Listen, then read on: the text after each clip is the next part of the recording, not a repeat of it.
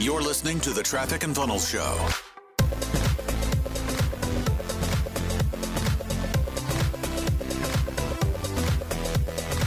Hey folks, this is Alan, producer of the TNF Show. Today's Fire episode is from a talk Chris broadcast into one of our client groups. He discusses IP theft, competition, and thoughts around team members leaving. Join our podcast subscriber community today by visiting trafficandfunnels.com/subscribe to get a free gift from us and also to get access to special deals on our next level paid products. All right, let's get to it. When you're expanding into new territory, you're growing, you're constantly leveling up, you will have these external issues. People stealing your content, people stealing clients, people stealing your team members, people saying bad things about you, competition, just all the external things, people leaving. And so what you need to first do is make sure that you have the right expectation. And if you think that you're going to level up in your business and your life, and you're not going to have, of course, the internal conflict, the internal issues, but also the external, then you have the incorrect expectations. And so you will just be letting yourself down, and you will be disappointed when someone does steal something from you. And I was thinking about this morning at the gym, a situation that we had a few years ago. In 2018, I was pretty burnt out. And I didn't like what we were doing, how we were doing it. We were just at a place where I didn't like what we were doing. I don't think Taylor did either, but I was pretty burnt out. I had allowed people to control my emotions, right? And I didn't have my own boundaries in place and all this stuff that we've talked about before. And the situation where I felt someone who was fairly close to us, and I felt like they were, when they came in to be a client, they weren't doing what we were doing. Bejewel. Is that right? All right, I'm going to try to stay on task here. So anyways, they ended up essentially doing the same stuff that we were doing, same offer, and a bunch of clients left and went and worked with them.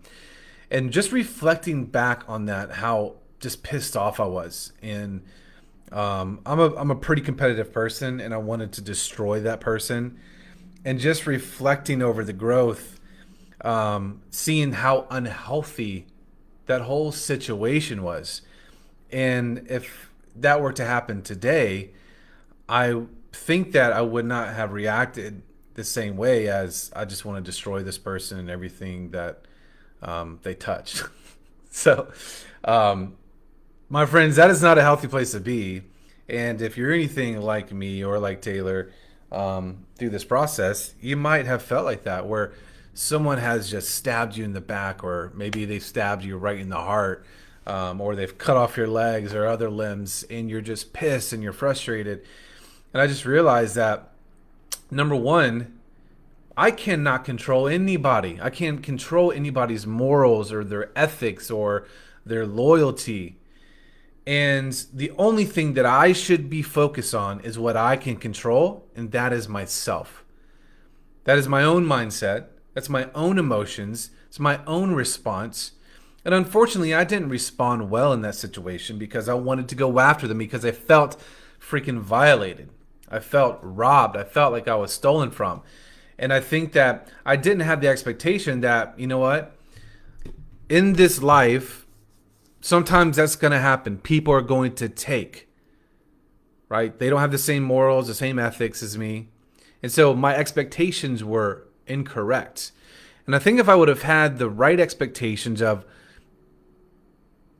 being vulnerable and being open and open-handed, where is one of the things that we talk about now, especially with team, that it would have been very, very, very difficult for me to be violated, to feel like something was broken. And so I would encourage you, if you've ever been in a situation, you've ever felt it, if not, it will present itself if you decide you want to continue to grow, to understand that it is not your job to control anybody else. Your job is to control yourself, your emotions, and to never, ever, ever let anyone steal your joy, your peace, take from your quality of life, that is your choice. Nobody has the power to take from you your joy, your positive emotions, your happiness, your peace, unless you allow that to happen. And I didn't realize that back then. And when we've had multiple situations, literally we've had so many situations where people have, they've stolen our content, they've sold it, they've stolen whatever. It's happened many, many times. And before, I would just let it ruin my day or my week or my month or multiple months. And because I didn't have the wherewithal to realize the importance of, you know what, it's not up to me to control what they do or have the wrong expectation. I need to be good with where I'm at. That is the most important thing. I need to be good at controlling my own emotions and doing the proper things to make sure that I'm in a healthy place and I'm locked in. And those are the fundamentals that we talk about, right? That we train you guys on, we train our team on. It's crucial that you stay locked in and have that expectation that, you know what, you are willing to be vulnerable. You're willing to risk someone taking from you because you know overall it's really not going to be that bad, even though that situation might come up, right? Whether it's an employee or a client or a competitor or some rando in another country, right? And when you get to this place where those external things don't have the effect on you like it was to me back in the day, you get to a place where you become anti-fragile, right? And I've thought about this quite a bit where so many people, their emotions, you look at the where we're at now, and this week, the debate last night, and people were just talking about it. They're chirping about it all over the place. The reason why I think this is the case and why it's, you know, Trump and even Biden are such polarizing figures is because people can't control their emotions, right? Because they're, I would say, fragile. They let all these external things, whether it's the news or politics or team members lying or clients lying or people stealing or competition saying whatever, it's because we in and of ourselves are not on solid ground emotionally ourselves. And so we are fragile emotionally. And so you have to get yourself to a place where not only are you okay with these things happening, but you are understanding and have the expectation that I'm putting myself in a place where it could happen. Like you have the knowing when you're going into and you're growing your business, you're hiring people, you're putting yourself out there, that you have the knowing and the understanding and the expectation that, you know what, this probably is going to happen. Someone's probably going to say some nasty stuff about me. And we've had people threaten us, literally threaten our lives, saying all kinds of crazy things about us. And so having that expectation is really, really key. And you doing the right things for yourself, knowing who you are as a person, as a business owner, entrepreneur, a boss, a leader, that's par for the course. That's what you signed up for. That's crucial. And you have that expectation right, then it will help you to prepare. Surround yourself with a great community. So when you are feeling beat up, you've got people behind you, right, who are just cheering you on. This is absolutely crucial. And this is why I love this community, because we have people that have each other's backs. When I look back on these times when someone has taken or stolen or there's been theft, it's been an opportunity for me to become more anti-fragile. And you just look at the lay of the land. Look at the people that you interact with every day and how so many things can set someone off. Whether it's something said about politics or a family member, right? We're getting ready to go into holiday season. We got Thanksgiving coming up. We've got Christmas coming up. When you get around family and you're just triggered, ask yourself, what is it that is triggering me? What is it that these people are saying that is I'm allowing them to come in and affect how I feel. It's an opportunity for you to become better, to be less fragile than you are. Because for you to become the leader that you can be, that means you're going to have a lot more exposure, a lot more people, a lot more external stuff coming in, and you've got to be better. You have to be able to control your emotions in a better way tomorrow than you have today or yesterday or last week or last month. So that's really, really important. Thoughts on competition. You know, I've talked about this before, where a lot of people are so concerned about what other people are doing. Competitors, or maybe not even direct competitors, just someone who's an entrepreneur. Man, they're far ahead of me. That, man, Chris has got a new car. Man, I'm just driving this old beat up Volkswagen. That's not the game. The game is you locking in on your vision for you 2.0. Who do you want to be in 90 days? What is your income in 6 months? What do you have? How do you behave? How do you show up? That is who you are competing against. That is your hero. That's your model. That's who you are locked in on. That's who you are chasing. It's not me. It's not Taylor. It's not anybody in Elite. Now, you can have someone who's cheering you on and they're pushing you. That's all good. That's great. But ultimately, there are so many other variables that are different for me, that are different for Taylor, that are different for you, that it just doesn't make sense, right? It's not apples and apples. It's apples and oranges and cucumbers, right? So the comparison is not, it's not doing you any good, really. And I think having people there to kind of drive you, and if you want to look to external sources, I do that for sure. But it's important that you don't let it take you to a negative space at the end of the day. And really what you need to look at is you 2.0. So that was a huge shift for me, because I used to get into a place where I would compare myself to other people who were ahead of me. And the only thing that I was serving in this process of chasing top line revenue, making more money, was my ego. The whole deal was it serving my ego, my insecurity. And so I just push, and ended up breaking people and having difficult situations and relationally because of that. Versus, you know what? That's not the first thing I need to be pursuing. The first thing that I need to be pursuing is me becoming a better person, a better leader, a better husband, a better father, a better business partner, right? That should be the first thing that I'm looking to pursue and to develop. And I think that the consistency of that, whatever that is for you, over time, everything else catches up. The income, the cars, the houses, all of those things, without you destroying people and breaking people. And I think it is possible, because if you look at the lay of the land of entrepreneurs, you see so many people they have done terrible things to serve their ego, because they've seen, oh, Bob Jones has this house or this car or this business or this whatever, right? That's not, I think, the best play, to have a whole life and being healthy holistically.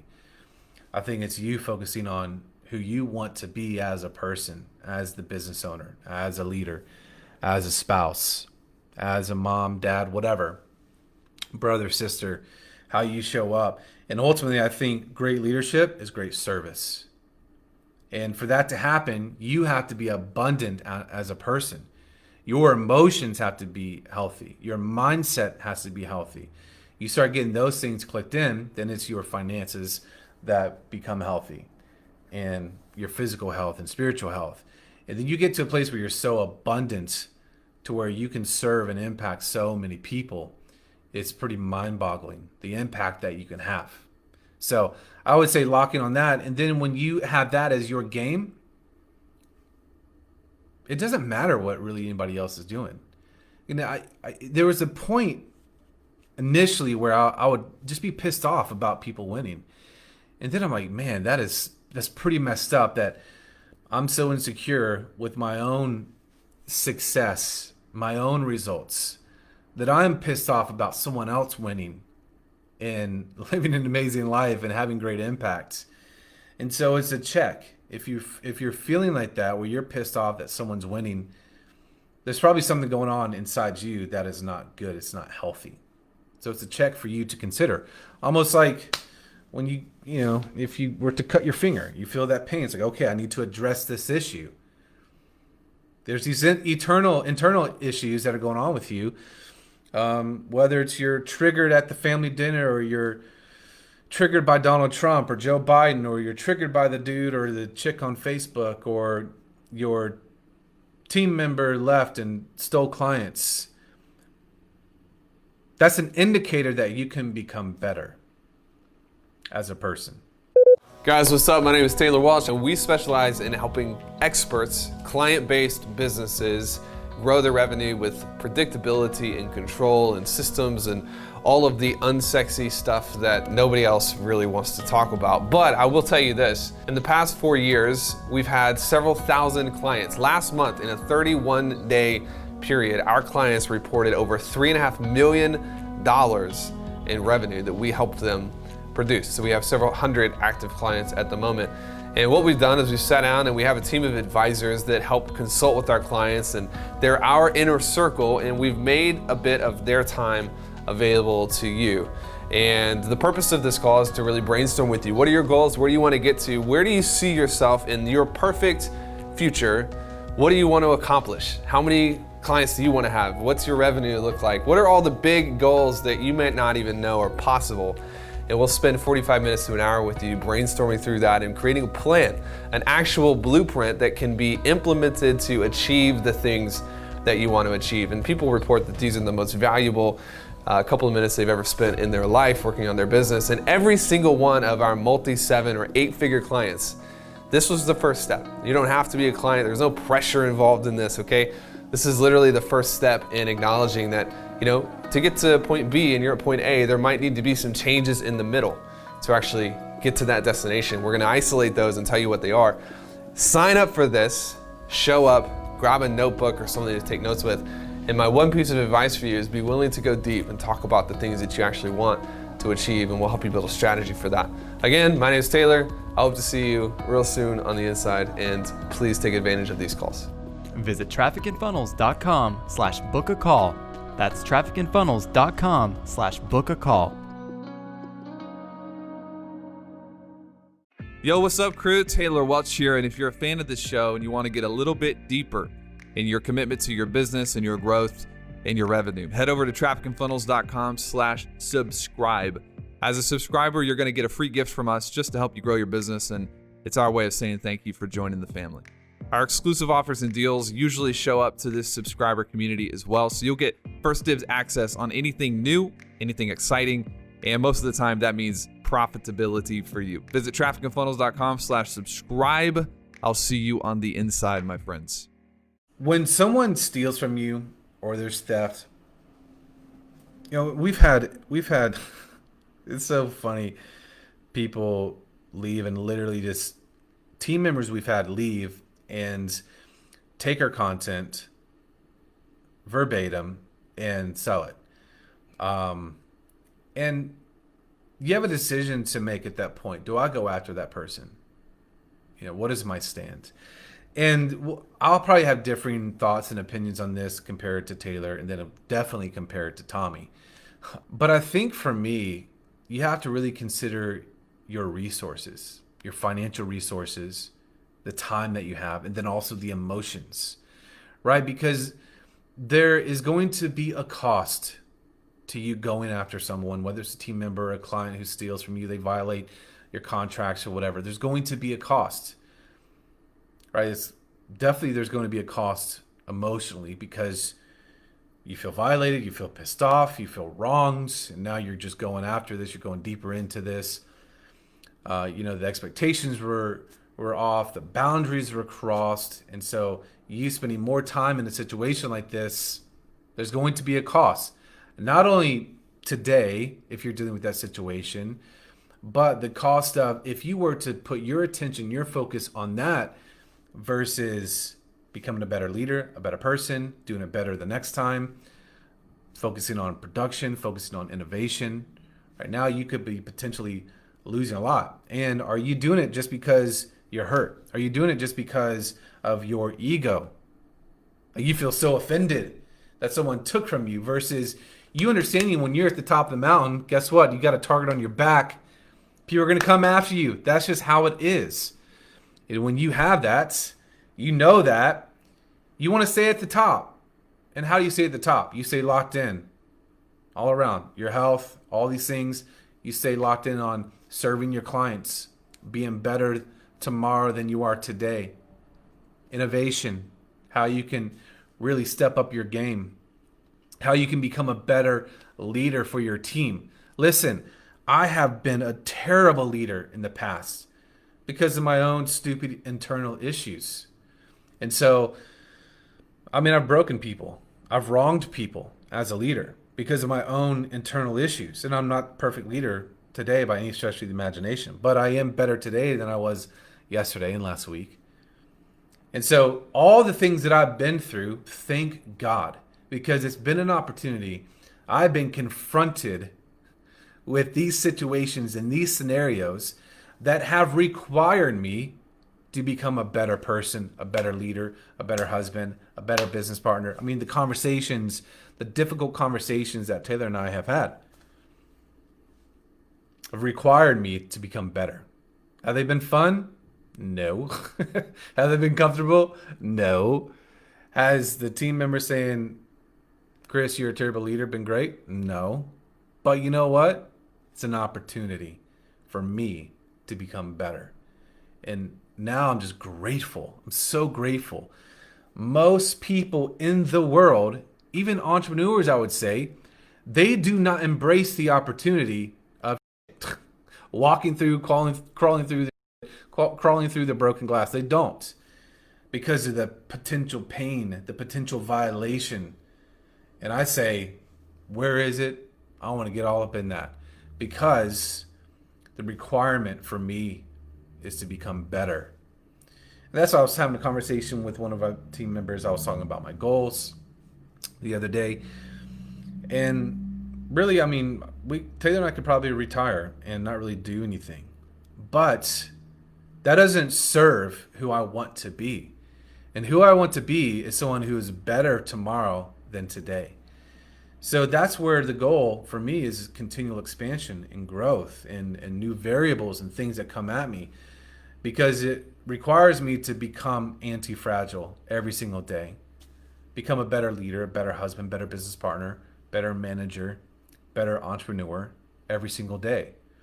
So when that's my focus is on production, my focus is on betterment.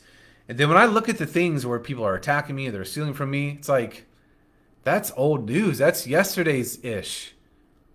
I'm on to new things. I'm on to new levels, higher heights. And so I'd say set your sights on the future and just let go of the past. Now, you have someone like a Tommy who's great on our team. He's a tremendous asset. We have the resource where if it doesn't make sense, and now we lean very heavily on his counsel and his wisdom. It's like, Tommy, do you think this is something that needs to be addressed? Do our attorneys need to deal with this situation? Could it harm our clients? Could it harm our team who are currently here? Okay, that might be a conversation, but we have a multitude of counselors where now if there's a situation where someone's stealing from us or a team member stealing from us or whatever, then now we have counselors that we can refer to and have them run with it if it is appropriate. And then myself and Taylor, we focus on the future. We focus on vision. We focus on becoming better ourselves, for ourselves, but not only for ourselves, for our people, for you, for our families. That is a requirement to become better, is you have to let go of the ish of the past. And so I'd say sometimes that is people stealing from you, whether it's clients or team members or randos online. So focus on you, focus on betterment, focus on production. That's the best investment I'd say you can make. And realize that when you are putting your time into something, it is an investment. So ask yourself, if I'm dealing with this person stealing from me, or this offense, or this whatever, my time, my thought, my energy, my emotions into that, is that a worthy investment? Should I be investing my time into the thievery, into dealing with the competition, into dealing with, a team member leaving and taking things from me? Or is my time better invested into the future, into making sure that I'm accomplishing my vision? If you were to go back, I bet over the last 2 or 3 years and examine situations that you've been in, I would imagine that you've been into very negative investments. Realize that your time is always an investment. Whatever your time is spent into, the greatest thing that you have, it's an investment. And so if you look at it that way, am I investing into something that's not going to produce a positive return? It's only going to take me to a greater loss. Why would you do it? Now, what you could do is, if you've had a situation where you didn't have contracts with your team or with your clients or whatever, you didn't have protective measures set up, then now you can say, okay, well, team, we got to have better measures set up for the future, right? And then sometimes as an investor, you just count the cost and you let it go. And that's the best thing that you can do, because your emotions, your joy, it's not worth it.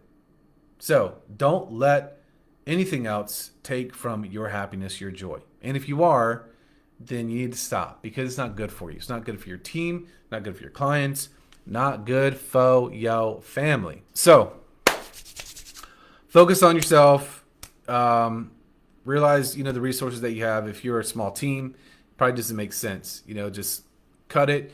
Investing is called a stop loss. And okay, if it goes to this point, say if I have $100,000 invested into the stock market and my portfolio of stocks goes down 10%, I might have that as a stop loss, right? To where anything below that, like, it cuts off. I get out of those stocks. And so I think when you're going to a situation that you're dealing with clients, you're dealing with team, or whatever it might be, that what your stop loss is.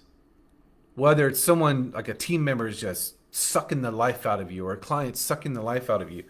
You need to know where your cutoff is, where you can say, what, I'm done. I'm not giving any more time into this. So whether it's that, or you having to deal with the lawsuit, or whatever it might be, understand what your cutoff is and honor that. So when you're going into it, you can communicate that to people when it's necessary, and have the right people. So if I were to be involved in the situation, I'm not anymore. I don't get involved in any of this stuff anymore. That we have team that we've set in place to do that, because I need to be focused on vision. I need to be focused on the future and opportunity and life and nurturing and harvesting for our team and for our clients. So that's where it would be very, very costly for me not to focus on that stuff and going back to an old, dead field where all the fruit, all the crops are rotted. Why in the world, as a farmer, right, my farm analogy, or a rancher, why in the world would I go to a field that the soil is rotted out and it hasn't been taken care of, and the crops are rotted? Why would I go spend my time there when I see this plush new land, or these crops that are amazing that I can actually go and nurture and water, and right? So that's what you have to realize you're doing when you're spending time on things that aren't life, okay? And you have to know what gives you life, what gives you joy, what gives you happiness, and what takes it away. You need clarity on that so that you know what's appropriate for you. And this is a mistake that many people make, is many of you make, that I've made, that sometimes I still make, is I don't know, or I just say, you know what, maybe I'll let that person give me a call, or maybe I'll let that person throw up on me. It's just silly, and it's inappropriate behavior. For me and for them. And ultimately it's me, because if I'm allowing someone to do that, I can control that. So, I talked about this a minute ago, but time and consistency are your allies. Most people end up quitting because they go to such a deficit. Not only do they just quit, they get taken out of the game. They go bankrupt, right? So if I don't have a stop loss with my investments, and I'll expand this out, my time, my energy, my emotions, then if I don't have a stop loss and I just say, man, that stock is going down, it's going down, down, down to where it's essentially at zero, I'm done, right? And many of you have been to that place where you've maybe gotten there with your emotions, your joy, maybe your finances, where you haven't had a cutoff. Whether it's how a team member treats you or how a client treats you, where you're so devastated and deficient to where you're like, I'm done. Like, I don't want to do this anymore. And you're taken out, right? So you have to realize that as an investor and entrepreneur, one of the keys is to never lose, never go backwards. That's how the wealthy get really wealthy, is because they don't lose money, or they're really well hedged, right? They've got multiple things. They have optionality, so they're not fragile. And so that consistency of you trending up with your emotions. And let me know if you're tracking with this, because I know it's kind of ethereal and it's kind of zoomed out a little bit. But when your emotions are consistently trending up and your joy is consistently trending up, because you're becoming tighter and tighter on your stop loss, on what you're willing to allow and what you're willing to accept versus what you were a year ago. So last year I wasn't a good investor because I didn't have a good stop loss, and I would let people violate my emotions, right? You hear the language, I would allow it. And so then I became depleted. My account emotionally and even financially was withdrawn. There was a deficit. And so you have that consistency. It's a negative thing that works against you. But when you have continual trending up, emotions, finances, everything, that over time is how you become very wealthy, not just financially, but your emotions, your joy, your happiness, your fulfillment out of life, right? The fullness of life. It's all about you trending up, not trending down, ever. And for you to do that, you have to know when to get in, when to get out.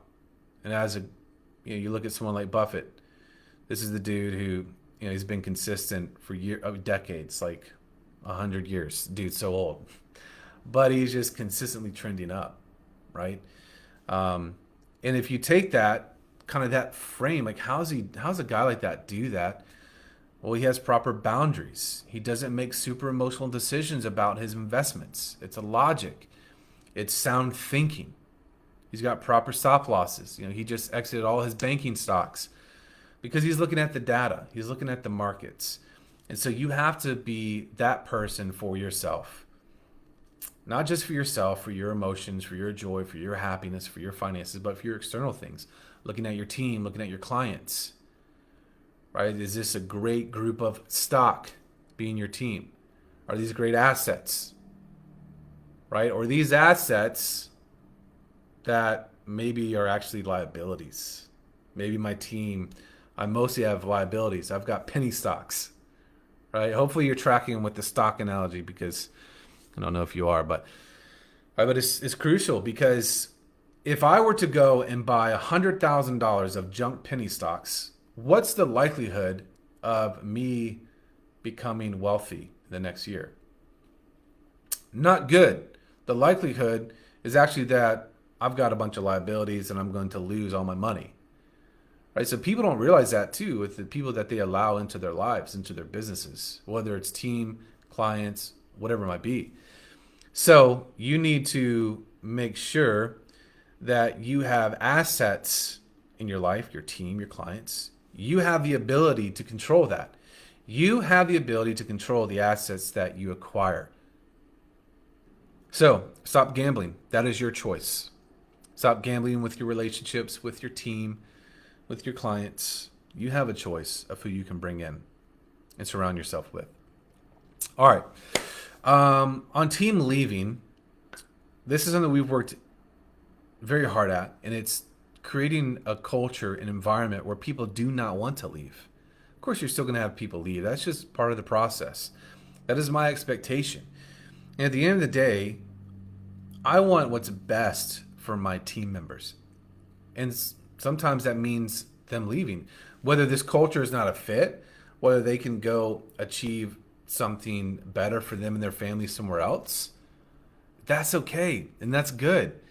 Recently we had Ashton. He left, I don't know, sometime in the last 9 months. And that was better for him.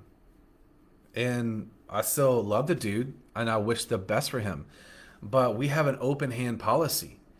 So meaning that if someone finds a situation, or they think they have a situation that's better, or the culture they're just not jiving with, it's often better for them to leave. And you, again, having the right expectations to know that that's going to happen. Now, for people who are tremendous assets that I love and that I feel like should be here for a long time, I'm going to do everything in my power, and I feel it's a part of my duty to pave the way. And a lot of the things that I'm doing and I'm working on is to provide more opportunity for these people, for these guys and gals, to grow as people and to grow as leaders and to grow their income and whatever it is that they want to achieve. I mean, you can go ask people on our team right now. I just did 20 back-to-back calls with team members in Traffic and Funnels, just talking to them about where they're at, what they want to do, anything they want to share, and getting vision from people, what they want to accomplish. Because I feel like if I can help bring those elements to the table, of course, we've got a healthy culture. It's not a fear-based culture. It's a culture where people can really thrive. Of course, we have very high standards, very high expectations, but a very healthy culture where people can grow and expand. That I want to go and try to set the right things in place for them to be able to achieve what they want. And as a leader, I feel like that's really the game and the position that I've moved into. To identify how can I bring the right elements to where these people who are just great people, great leaders, great team members, have the culture fit, right attitude, where there's alignment. How can I put the right things in place for them to grow? And I feel like now that's the game for Taylor and I, is to build those tracks so that we can continue to expand. And it all has to do with people.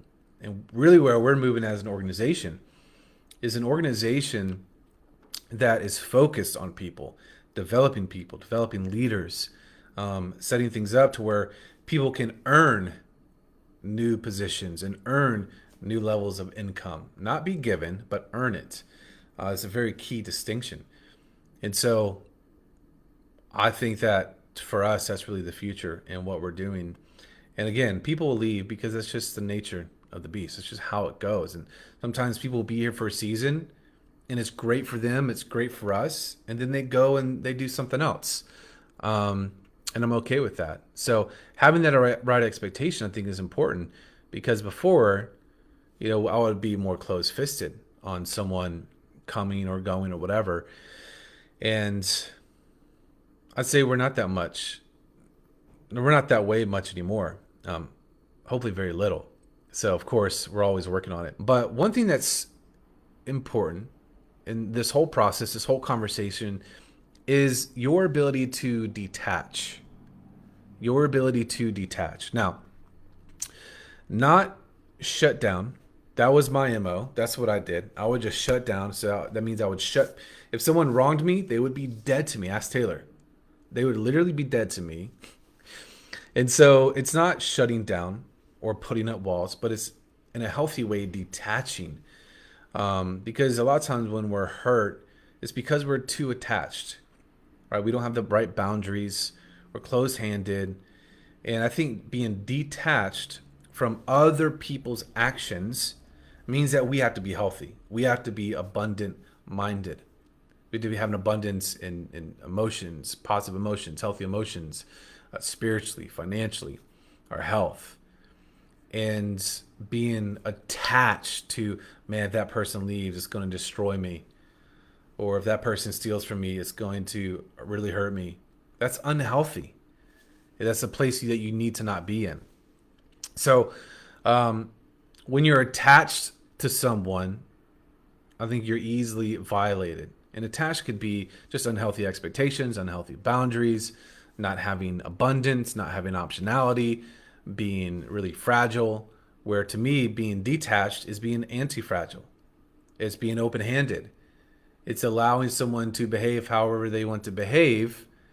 Of course, when I say that, I don't mean that they can just do whatever they want, right? But you're not really affected negatively by it. That's what I mean by that. And you are locked in on your security. And you don't get your security from other people. You get your security by the vision that you have for yourself. You 2.0. You 90 days, 60 days from now. 6 months from now. You being locked in on that vision. You having confidence in that. You having clarity on where you're going with that. You chasing that. So, when you lack the confidence, you lack that clarity, then you do become fragile. You do become attached because you attach yourself to things that give you security and give you confidence versus you doing that work yourself. So it is unhealthy to put that on other people. It's unhealthy to have the wrong expectations about other people and from other people and for other people. Right? You just need to get your stuff taken care of yourself. That's the game. And you start weaving these things together and working on these things, you'll get to a place where you're just a healthier person, healthier leader. That's the key. And so when someone steals from you, when you have competitors chirping about you, maybe they're saying negative things about you. You've got clients that maybe they wronged you. Maybe you feel like you just put so much into them. When you really pay attention to all this stuff that we're talking about, then those things will happen and you keep trucking. You stay locked in on your vision, who you're becoming as a person, as a leader, and understand that, this is part of the process, part of the game, part of what you signed up for. And when you have the expectation that's going to happen, it really puts you in the driver's seat for the long game. And that's the key. Thanks for listening. For more from Chris and Taylor, visit trafficandfunnels.com and get a free gift just for being a subscriber. That's trafficandfunnels.com.